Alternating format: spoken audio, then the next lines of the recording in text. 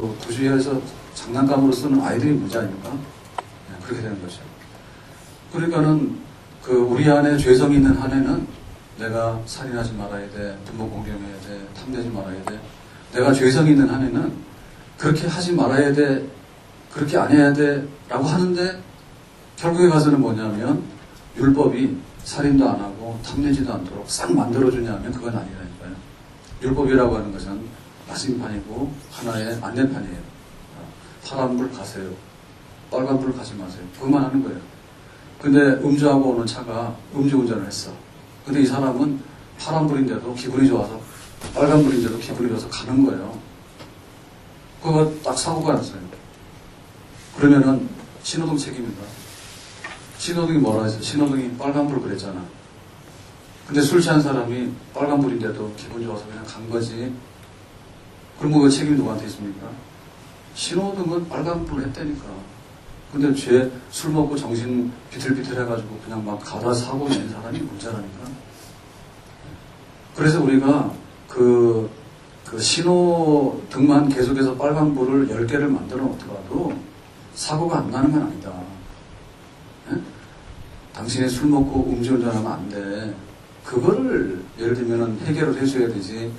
빨간불이 하나도 안 되니까는 10m 가면 빨간불이고 10m 가면 빨간불이고 빨간불을 계속 해놓으면 어떻게 됩니까? 오히려 더 불편하게만 해주고 나중에는 목적도 달성하지 못하는 그런 꼴이 되어버리잖아요. 자, 그렇다면 뭐죠? 그렇다면은 율법을 의지하게 되면 율법은 선한데 우리에게 선을 행할 능력을 주는 건 아니거든. 네, 그러면 답은 나오죠. 자, 우리가 마음에 원하는 바가 있는데 할 수는 없어. 율법을 의지하면 할 수는 없어. 그러면 다른 뭔가를 의지해서 율법이 가르치고 지시하는 바를 그대로 행동으로 옮겨놓을 수 있는 우리에게 능력을 준다면 그 율법이 지시하는 바, 부모 공경하고 살인하지 말고 이러한 계명을 잘 이행하는 그것을 할 수 있는 능력을 준다면 우리에게는 승리할 수 있고 또 우리가 감당할 수 있는 그런 해답이 거기에 들어있는 줄로 믿습니다. 자, 그래서 이제 우리가 오늘 로마서 8장으로 왔는데, 로마서 8장에서는 율법을 의지하면 율법으로는 착하지만은, 선하지만은, 선하게 되지 않는 그것을 해결하는 방법이 뭐냐라고 할 때, 성령입니다. 성령 하나님이다. 이제 그 얘기를 하게 되는 겁니다. 그래서 7장에서는 율법이라는 말을 23번을 썼어요. 율법.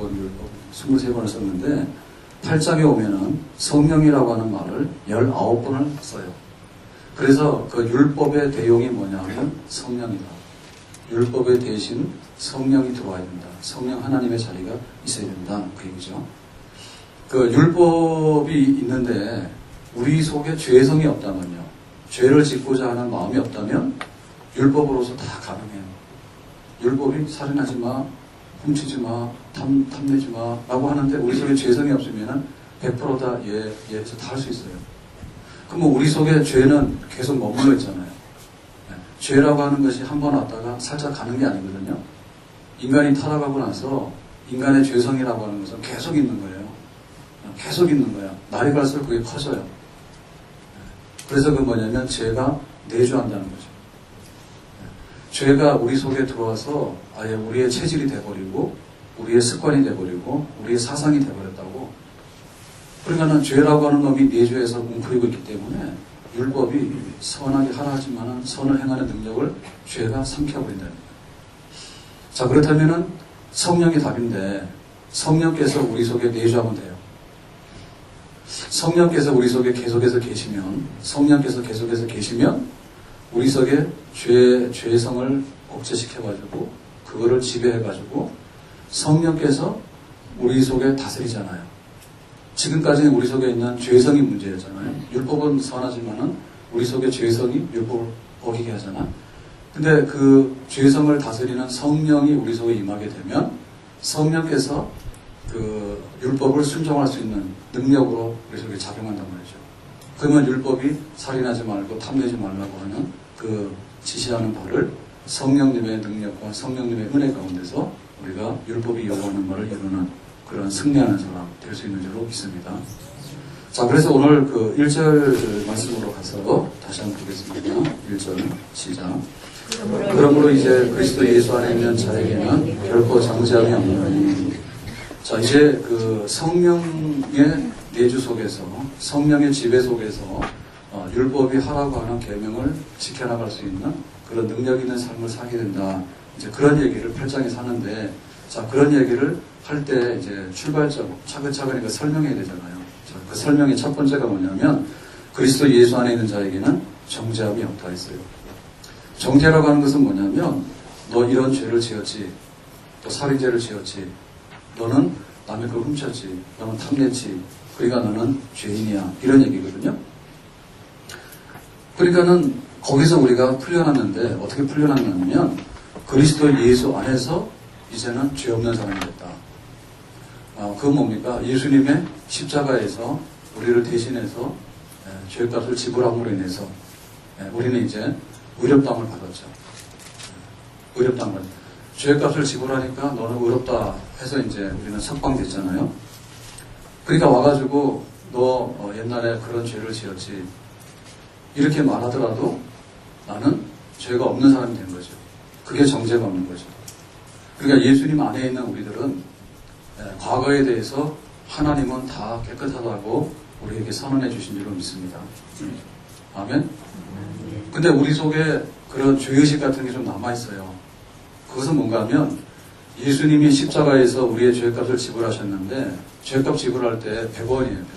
100원인데 예수님께서 우리가 지불해야 될 돈이 100원인데 예수님께서 십자가에서 죽으신 것을 내가 믿으면은 내 죄를 고백하고 예수님이 십자가에 죽으셨다, 대신해서 갚았다라고 할 때 예수님이 한 90원 정도 갚아준 것 같아. 그러면은 10원이 모자라잖아. 그러면 나는 뭐예요? 항상 죄인으로서 아직도 내가 갚아야 될 게 남아있다 라고 하는 사람들이 아직도 나는 죄라고 하는 것을 가지고 있다, 그런 거거든요. 이 얘기는 틀린 거죠. 예수님께서 십자가에서 우리를 대신해서 죄값을 갚을 때 우리가 지불해야 되는 100원에 대해서 하나도 빼놓지 않고 100원 그 자체를 다 지불한 줄로 믿습니다. 그러니까 우리가 그렇게 내가 아직도 뭔가 남아있는 것 같아 라고 하는 것은 예수님이 덜 갚아서 그런 게 아니고 예수님이 다 갚아줬는데 우리가 그렇게 받아들이지 못하는 거죠. 그런 거는 왜 생겨나게 되죠? 그건 왜 생겼냐면 내가 죄를 지금 현재도 지을 수 있거든요. 그러니까 예수님께서 너의 죄를 과거, 현재, 미래 다 해결했다라고 하는 그 믿음이 우리한테 필요한 거란 말이에요. 우리가 천국에 들어가서 부활하기 전까지는 죄를 지을 수 있어요. 명절 때 죄 많이 지었을 거야. 너무나 많이 먹었다든지 너무나 많이 먹어도 죄지. 일용할 양식을 달라 했는데 명절 때만 되면 한 3일치 다 먹어버리니까. 하여튼간에 식구들 같이 지내다 보면은 뭐 온갖 저기도 하고 해가지고 과분해서 혹은 모자라서 죄도 짓고요. 근데 그러한 죄도 예수님의 십자가 안에서 우리에게 다 용서받을 줄로 믿습니다. 그러니까 이제 우리가 명절 지내고 오니까 멀쩡하게 새벽기도 잘했는데 명절 때 괜히 새벽기도를 안 한 거예요. 할 수도 있는데 주일날 예배를 드릴 수 있거든요. 근데 괜히 또 주일날 예배를 안 드리는 거야. 설이니까 그냥 안 온 거야. 교회 안 온 거야. 그냥 예배 드릴 수 있다니까. 근데도 분위기 봐서 안 와버리고. 그러다 돌아서서 보니까 아이고 내가 또 이런 거 좀 부족하구나 라고 느낄 때 혹시 내 죄가 남아있는가 라고 생각하는데 예수님께서 십자가에서 흘리신 그 피는 우리의 과거, 현재, 미래의 모든 죄에 대해서 몽땅 다 씻어낼 수 있는 그러한 의로운 피인 줄로 믿습니다. 그러니까 내가 지금 당장에 허물이 있다 해가지고 정죄함을 받는, 너는 죄인이라고 하는 그런 하나님의 심판 아래에 있는 것은 아니라는 얘기죠. 회개하면 우리가 다 용서를 받을 수 있는 줄로 믿습니다. 그리고 또 이렇게 우리의 그 자신감이 떨어질 때가 있어요. 메뚜기다. 정탐꾼들이 가데스 바네에서 40일 동안 가나안 땅을 갔다 왔는데 가나안 사람은 대장 보고 우리는 메뚜기다 그랬거든요. 그래서 생각해보니까 저 사람은 돈 많은데 나는 돈도 없고, 저 사람은 잘생긴 나 잘생기지도 않고, 뭐 저 사람은 굉장히 배운 게 많은데 나는 배운 것도 별로 없고, 뭐 저 사람은 사업했는데 굉장히 성공했어요. 나는 별로 성공도 못했고, 저 사람은 막 교회를 다녔는데 교회 나온 지 몇 년 되지도 않는데 신앙생활 잘하는 거예요. 나는 교회를 들락날락 해가지고 20, 30년 됐는데 아직도 이 모양이에요. 그런 걸 생각하니까 자기 마음에 자존감이 떨어지죠. 나는 도대체 뭐야? 나 좀 뭐 못한 사람이 아닌가? 이런 것 때문에 예수님께서 십자가에서 흘리신 피가 90%는 됐지만 10%는 모자란다는 생각을 우리한테 오해를 할 수 있다는 거죠. 그러니까 나 자신의 그 자신감이 떨어지거나 혹은 자존감이 떨어지거나 혹은 내가 오늘도 죄를 지을 수 있는 이런 것 때문에 예수님께서 십자가에서 흘리신 피가 우리를 다 깨끗하게 한다고 하는 그것을 훼손해서는 아니 될 줄로 믿습니다. 우리는 완전히 풀려났거든요. 우리는 완전히 석방된 거예요. 그러니까는 우리 안에는 어떤 일이더라도 너는 아직도 하나님의 진노와 심판 아래에 있는 죄인이야 라고 하는 것은 예수님의 십자가 아래에서는 절대로 있을 수 없는 일인 줄로 믿습니다. 자, 그래서 예수님 안에서 우리가 정죄를 받지 않는다라고 할 때, 자, 그 다음에 단계는 뭐냐? 이제 2절입니다. 2절. 자, 2절. 시작. 이는 그리스도 예수 안에 있는 생명의 성령의 법이 죄와 사망의 법에서 너를 해방하였습니다. 자, 그리스도 예수 안에서 정죄가 없다 했는데, 자, 그 이유가 뭔가 하면, 생명의 성령의 법이 죄와 사망의 법에서 너를 해방했다 했어요.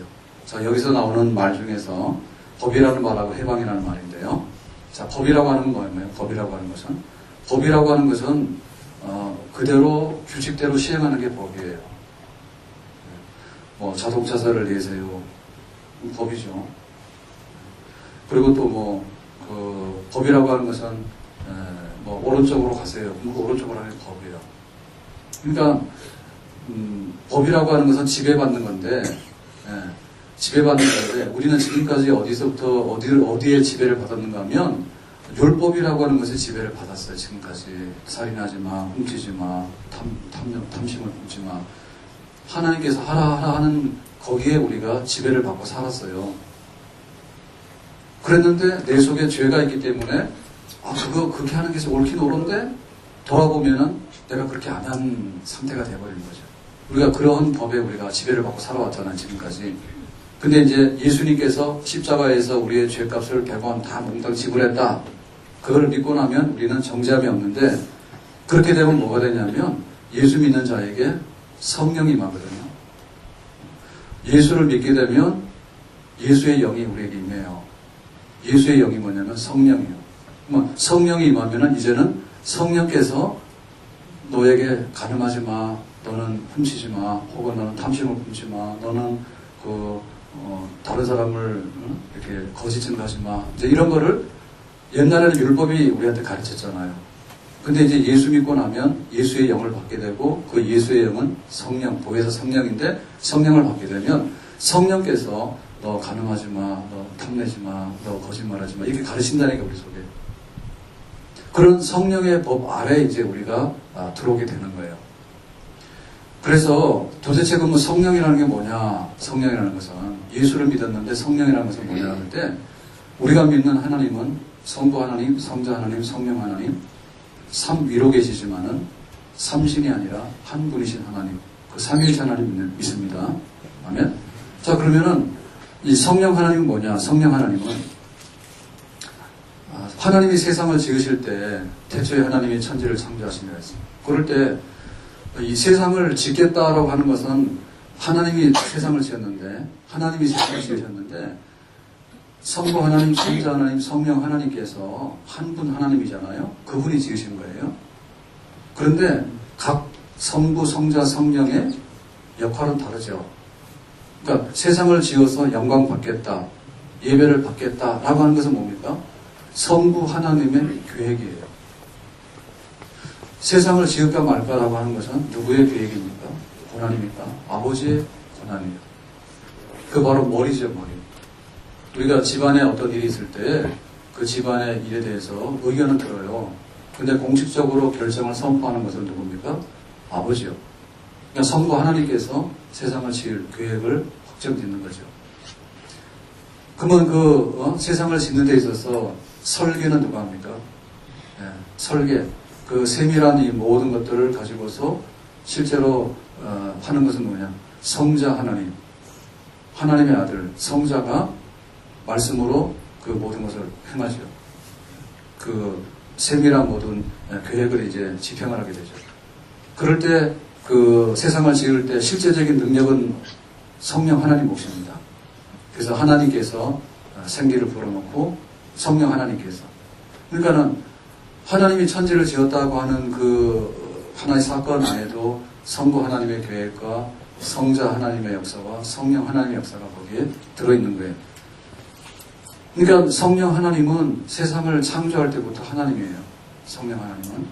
그리고 성령 하나님은 예수님을 죽은 가운데서 살리신 바로 그 능력의 영이죠. 죽은 자를 살려낼 수 있는 능력의 영이 바로 성령 하나님이다.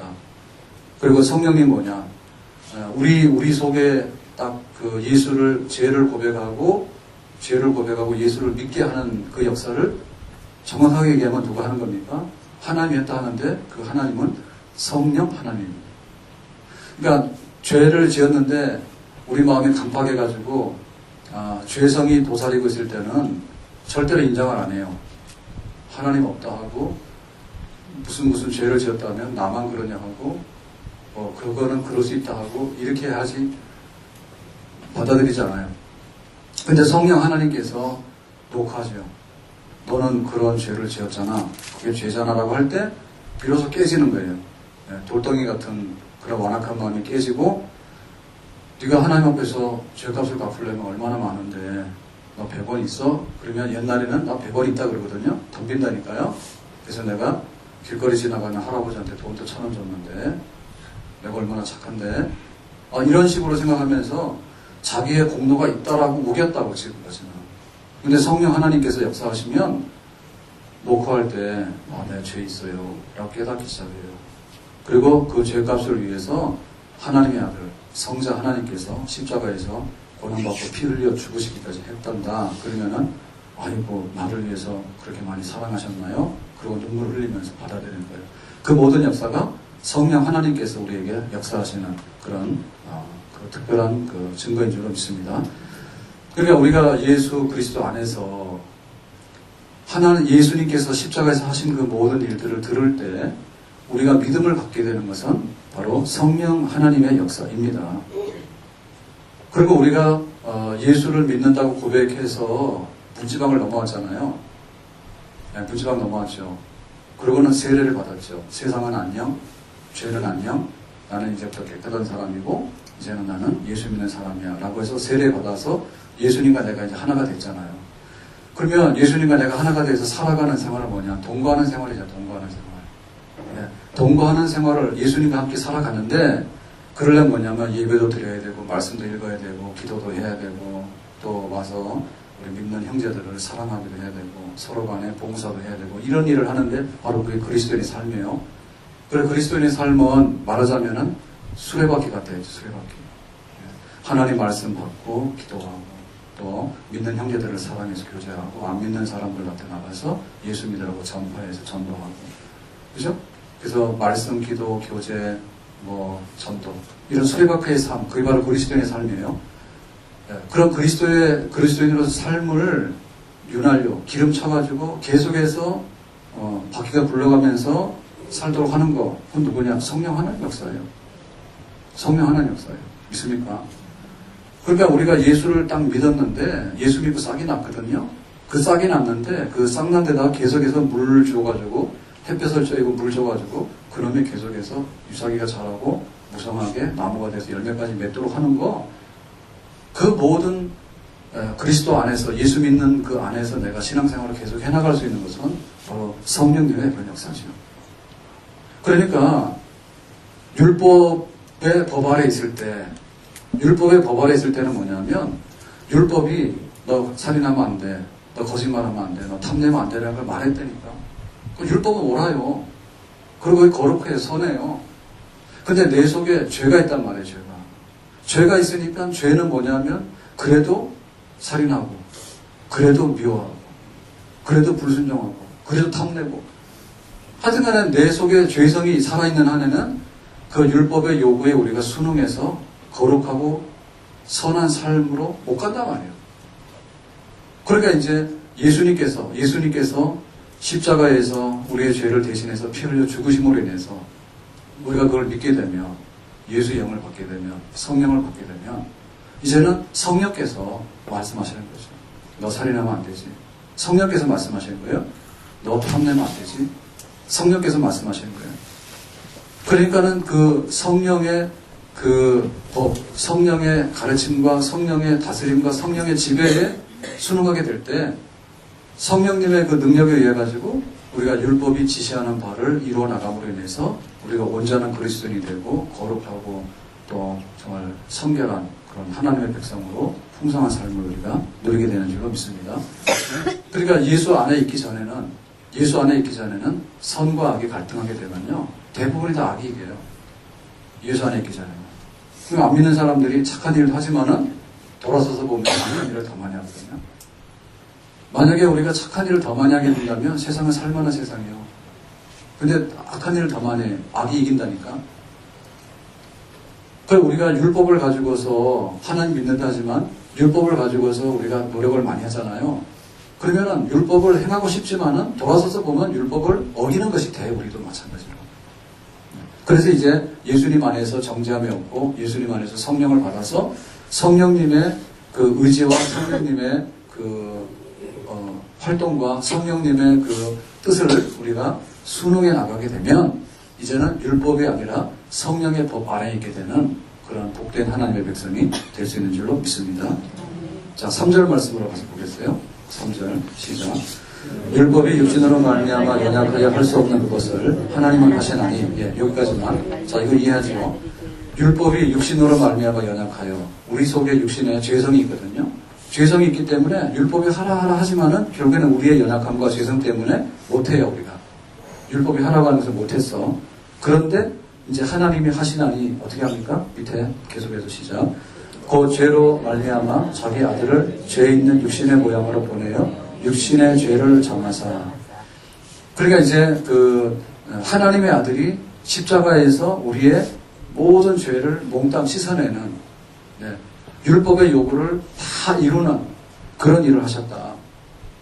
그러니까 만약에 예수님께서 그 십자가에서 그 율법이 말하는 그 모든 그 우리가 행하지 못한 죄에 대한 값을 예수님께서 지불하지 않았다면 우리는 여전히 율법이 오라가라는 대로 다닐 수밖에 없는 거예요.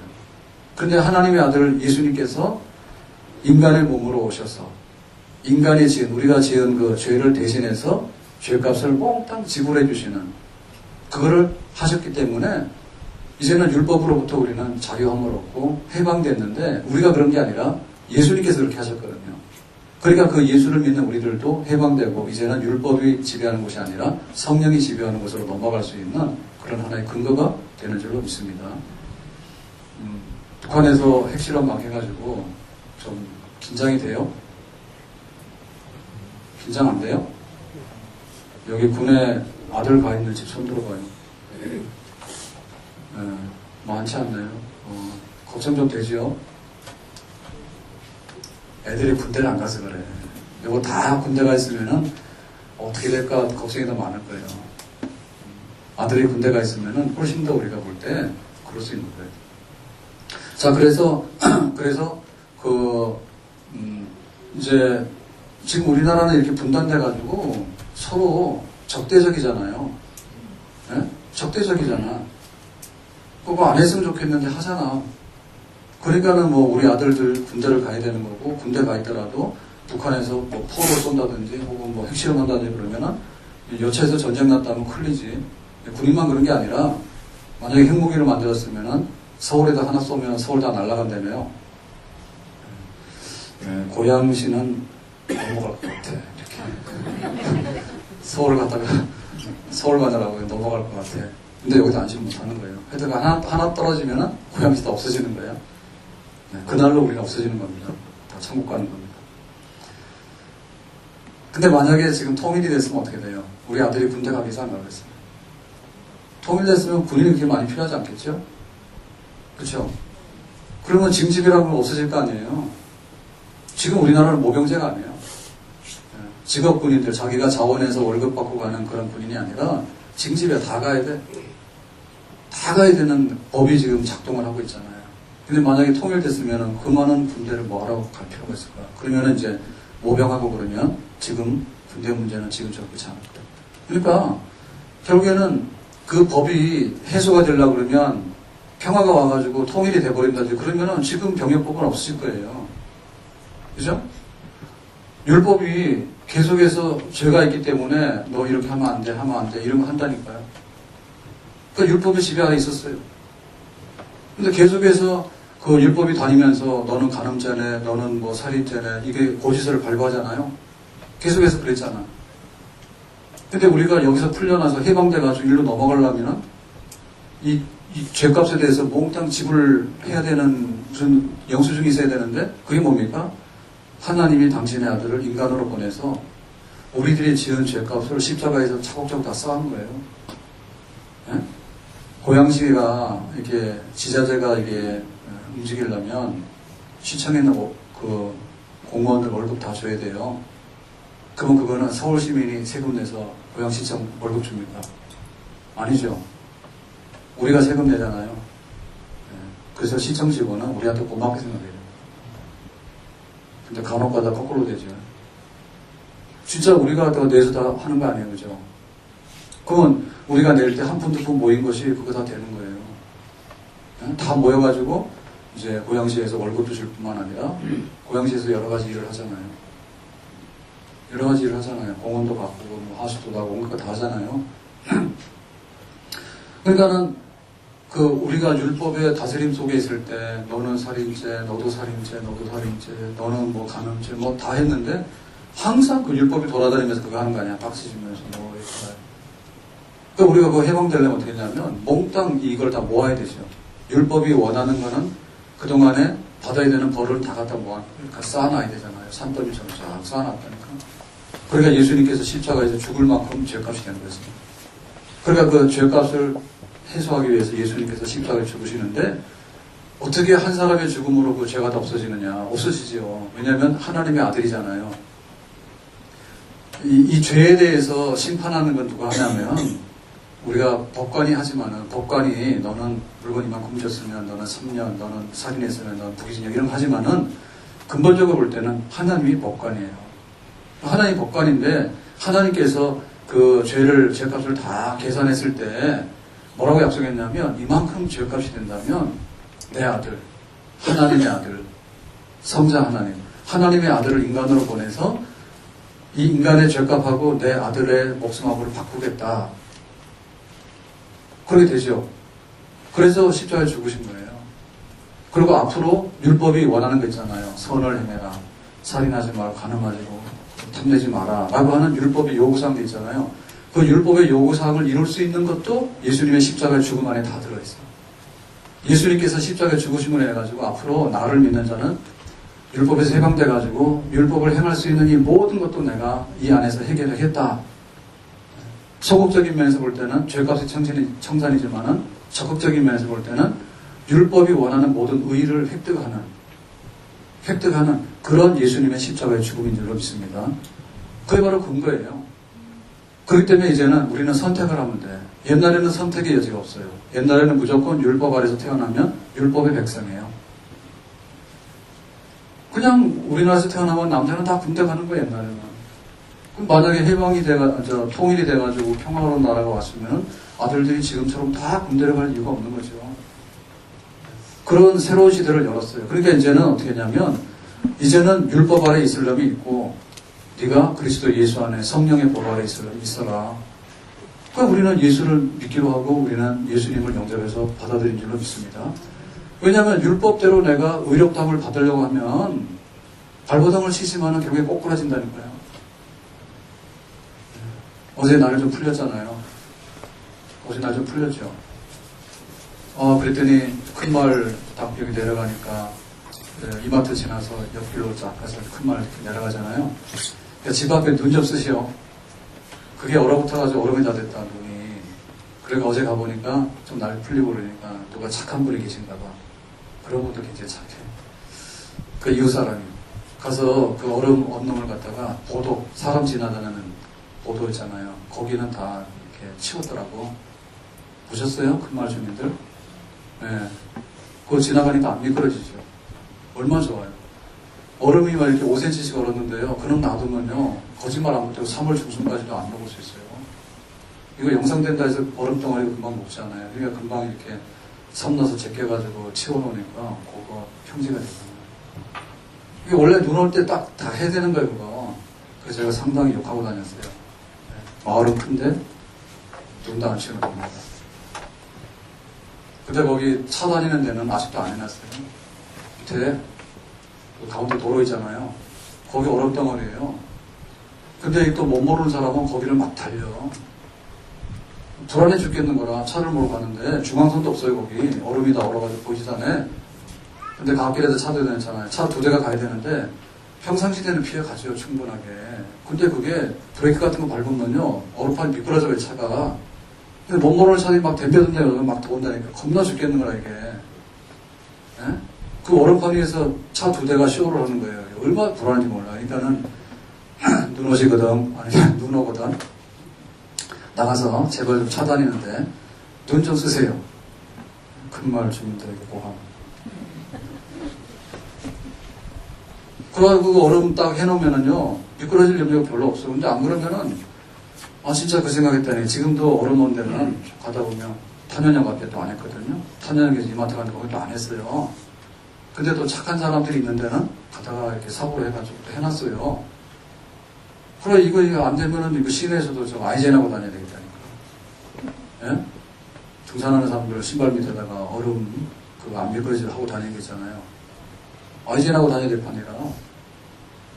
그러니까 그거 없애버리면요, 근원적으로 없어져버리면요, 그냥 자유롭게 다니면 되는 거예요. 근데 얼음이 꽁꽁 얼어있는 한에는 항상 미끄러운 거예요. 조심해야 되는 거예요.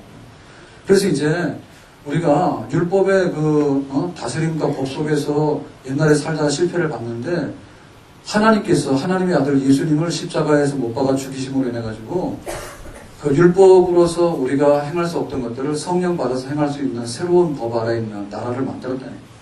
우리가 글로 가도록 선택하면 되는 거죠. 예수 믿고 나서 성령 받고 성령 받으면 똑같이 가능하지 말라는 거거든요.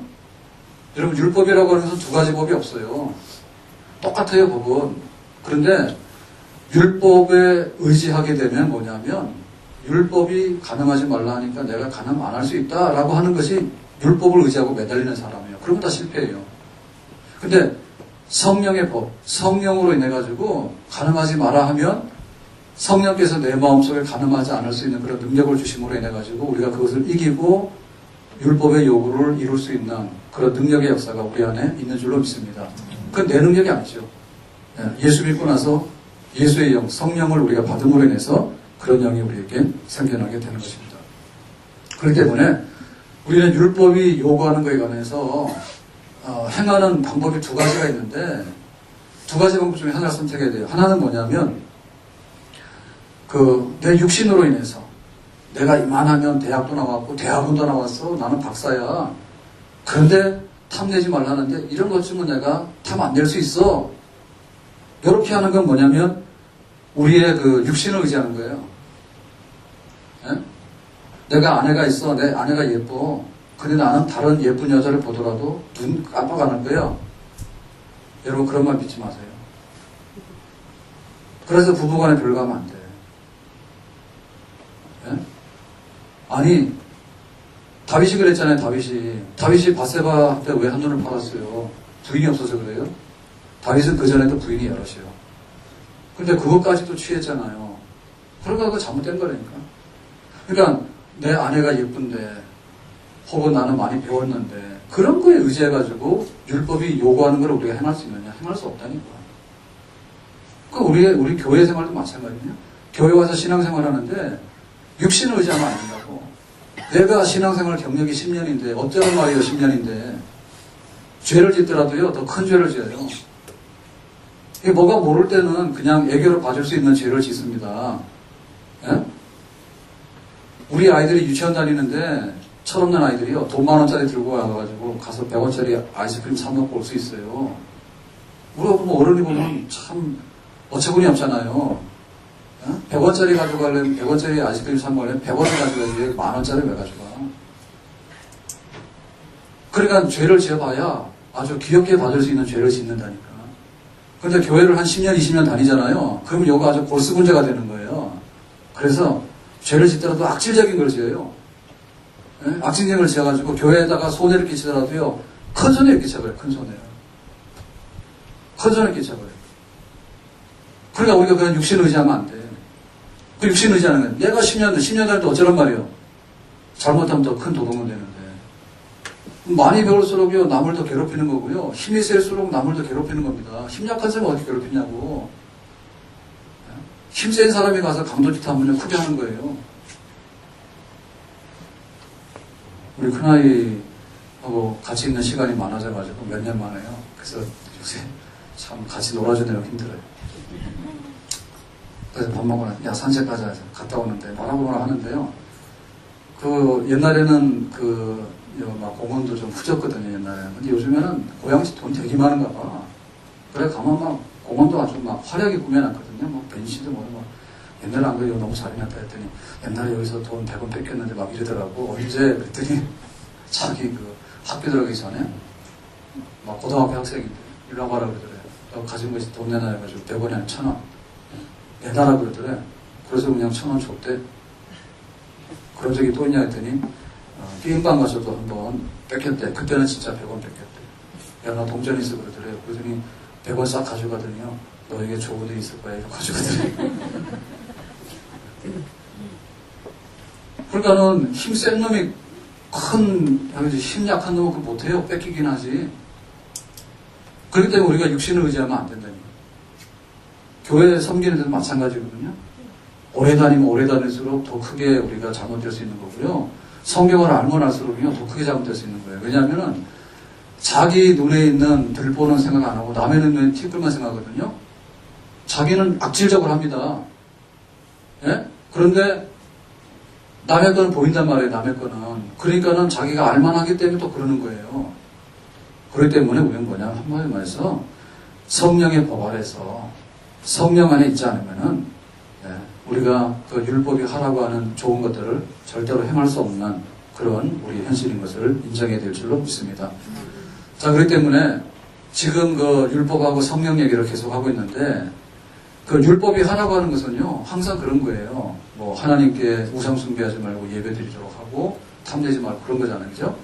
그러니까는 내 육신을 의지해서 그걸 하려고 하면 실패하지만은 이제는 예수님의 죄값 지불하심을 믿고 예수 안에 있는 영, 성령을 받아서 내가 성령님의 의지해가지고 율법이 하라고 하는 우상 숭배하지 마라.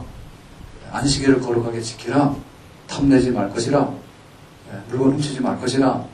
살인하지 말 것이냐라. 라고 하는 그 성령님의 그 지혜와 성령님의 능력과 가르침을 의지하게 되면 우리는 그 율법의 선한 것을 내 육신으로 행하는 게 아니라 성령님의 능력으로 행하여서 율법의 선한 것을 이룰 수 있는 축복의 사람이 될 수 있는 줄로 믿습니다.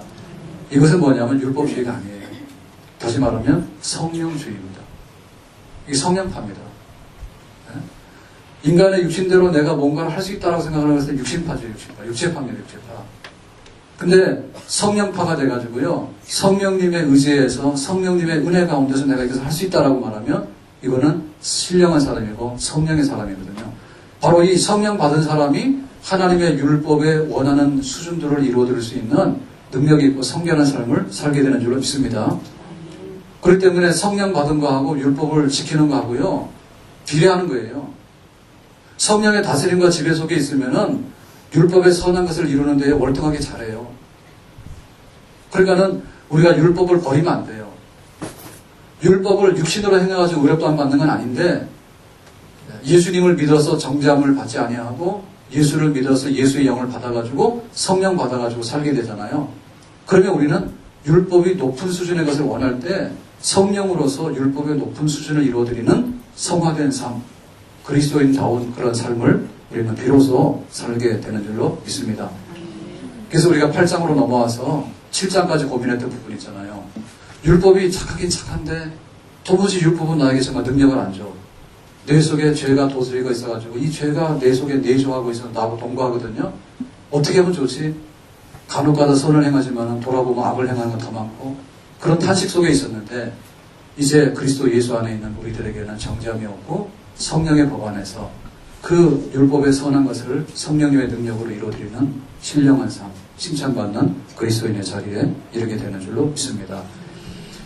예수님께서 우리를 왜 구원하셨을까? 여러분, 예수님께서 우리를 구원하신 것은요, 우리가 거룩한 백성으로 살아가는 모습을 보기를 원해서 구원하신 거예요. 구원이라고 하는 것은 물에 빠진 놈을 딱 건져놓은 것만이 구원이 아니에요. 그건 구원의 시작이에요. 그러니까는 물에 빠진 놈을 딱 건져놓게 되면 그 다음에 뭐냐면 이 사람이 아주 그냥 자기가 은혜 받은 대로 나가서 잘 사는 거죠. 네? 잘 살아서 내가 다시 산 보람이 있다라고 하는 거룩한 삶을 사는 거죠. 그게 우리가 건져놓은 사람의 그 뜻 아니겠어요? 빠진 놈을 건져놨을 때 다시 돌아가서 죄를 짓거나 세상을 시끄럽게 하는 사람이 아니라 건져놨으니까 이제는 세상을 아름답게 하고 선하게 하는 일에 네 생명을 바쳐라. 그런 걸 우리가 원하잖아요. 예수님께서 우리를 구원하신 목적은 우리가 거룩한 삶을 사는 백성이 되기 위해서 우리를 구원해 놓으신 줄로 믿습니다. 그렇기 때문에 내가 어떻게 이 거룩한 삶을 살아드릴 것인가라고 하는 것은 내 육신을 의지하거나 내 육신 때문에 제대로 작용할 수 없는 율법을 의지하지 말고 이제는 성령만 의지해서 성령님 안에서 내가 하나님의 거룩한 백성으로 성장하고 그렇게 칭찬받는 자리에 우리 모두가 설 수 있기를 주의 이름으로 축원합니다. 이제 바울은 해답을 보여주기 시작했거든요. 내가 예수 믿어서 의롭다함 받는다라고 하는 법정적인 의만이 아니라 내가 예수 믿어서 성령을 받고 성령 안에서 율법이 원했던 그 거룩한 기준에 부합한 성화되는 그리스도인의 길을 바울은 지금 제시하고 있는데 우리는 절대로 내가 예수 믿은 것이 졸업장이다라고 생각하면 안 돼요. 내가 예수 믿어서 죄는 용서받았는데 늘 아주 개가 토하였던 자리에 들어가고 돼지가 씻어놓으니까 더러운 데 가서 굴러다니는 것처럼 그렇게 살면 안 되나요? 내가 예수 믿어서 의롭다함 받았지만은 의롭다함 받은 우리는 성화되고 정말 성결하고 더욱더 거룩한 삶을 향해서 나아가는 그런 성령 안에 있는 사람이 되어야 될 줄로 믿습니다. 그렇기 때문에 이런 것은요, 노력 많이 해야 돼요.